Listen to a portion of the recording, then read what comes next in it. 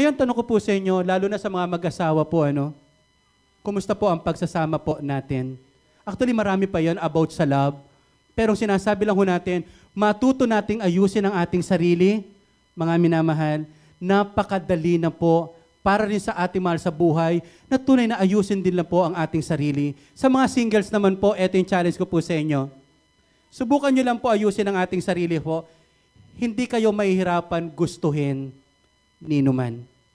Kapag inayos natin ang ating sarili, hindi rin mahihirapan po yung maghahanap sa iyo, na mahalin ka at igalang ka. Pero higit sa lahat, sa bagay na ito, ang Diyos pa rin ang tutulong sa atin. Wala po ito sa screen natin. 1 Corinthians 13:11, karugtong din po ito na love chapter po, When I was a child, I talked like a child, sabi ni Paul. I thought like a child. I reasoned like a child. When I became a man, I put the ways of childhood behind me. Nung ako'y bata pa, kung magsalita ako parang bata, kung mag-isip ako parang bata, kung mga tuwiran ako parang bata, ngayon ako ay may edad na, o sabi natin lumaki na, iniwan ko na ang mga bagay na ito. Wala namang masama na dumaan tayo sa level na immature pa tayo. Wala namang pinanganak na matured na ho agad. Wala namang Christian na baby Christian pa lang matured na agad. Wala namang po nagsama na mag-asawa na matured agad ang relationship. Pero nakakalungkot, 50 years na tayo nagsasama, isip bata pa rin, katwirang bata pa rin. Mga kapatid, iyon po ang nakalulungkot. Hayaan natin sa paglipas ng bawat araw, sabay-sabay tayong lumalim sa pagharap po natin ng mga pagkakataon sa buhay, especially ng relationship po natin.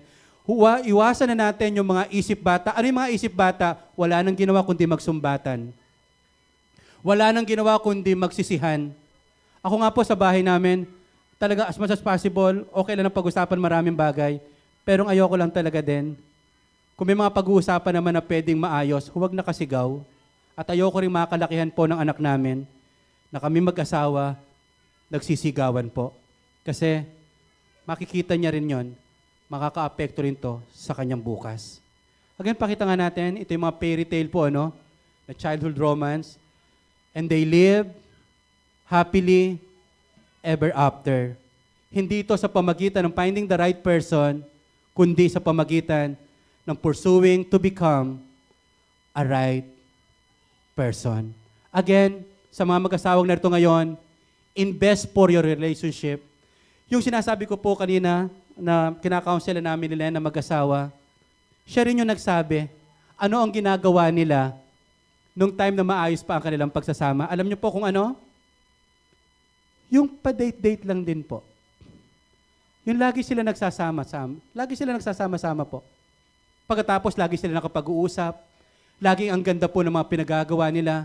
Nung maging abala po sila at lalo na nung naisipan ng isa na mag-abroad, naputol yung communication, hindi na ganun katindi yung pagsasama, doon na nagsimula ang maraming gulo. Mga minamahal, ibalik lang ho natin yung dati nating ginagawa. Napakasarap, lalo na mga mag-asawa ngayon, magkasabay kayo nag-church, magkasabay kayong kumakain, magkasabay kayo nagpapasalamat sa Panginoon. Alam niyo ho, ang mga bagay na ito ay magbubunga ng magandang kaugnayan po, hindi lamang po sa atin, kundi sa ating mga anak. Sa mga singles na rito ngayon, wag din naman tayong paisi-isi, ay matagal pa naman ako mag-aasawa. Hindi. Ano yung mga bagay na dapat mo nang ayusin ngayon pa lang sa iyong sarili upang kapag nag-asawa ka, magiging maayos at maganda ang ating pagsasama. My question is, ilan sa atin dito ang nais na maging right person sa harap ng Diyos? Magsabi lang po na amen. Na lahat tayo, ang focus natin, I want to become a right person in the sight of God. May security ay wala sa kapartner ko. May security is in the hand of God. Secured ako sa pag-ibig ng Diyos. At ang tao at Kristiyanong busog sa pag-ibig ng Diyos. Mga kapatid, pag umapaw yung pag-ibig na yan, dadaloy at dadaloy yan, ibig sa mga taong malalapit sa atin. Pero kung kulang tayo sa pag-ibig, lagi tayong maghahanap. Lagi tayong manunumbat. Laging ang ibutingin natin sa iba, sila ang mali, sila ang may pagkukulang. Pero ito nga maganda pag lumalalim ka sa pag-ibig sa Panginoon, Lord, ano po yung gusto niyong gawin ko? Lord, ano pa yung pwede kong ibigay? Lord, ano po yung gusto niyong itama ako sa buhay ko? Mga kapatid, ito po ang sikreto. Hayaan natin ang puso natin ay mapuno ng pag-ibig ng Diyos. Seryosohin natin ang devotion natin. Seryosohin natin ang pag-attend natin sa mga life groups. Seryosohin po natin ang kaugnayan sa Diyos. I don't know kung ano pinagdadaanan mo ngayon. May iba rito siguro, mag-asawa, nagsasama na lang sa isang bubong, pero wala nang kibuan. Parang formality na lang ang pagsasama. Mga kapatid, huwag kang give up.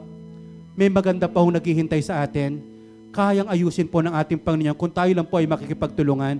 Maaaring may mga singles ito, takot mag-asawa, baka maulit yung nakita nila sa kanyang pamilya. May awa ho ang Panginoon. Hindi ibig sabihin naranasan yun ay mararanasan mo rin.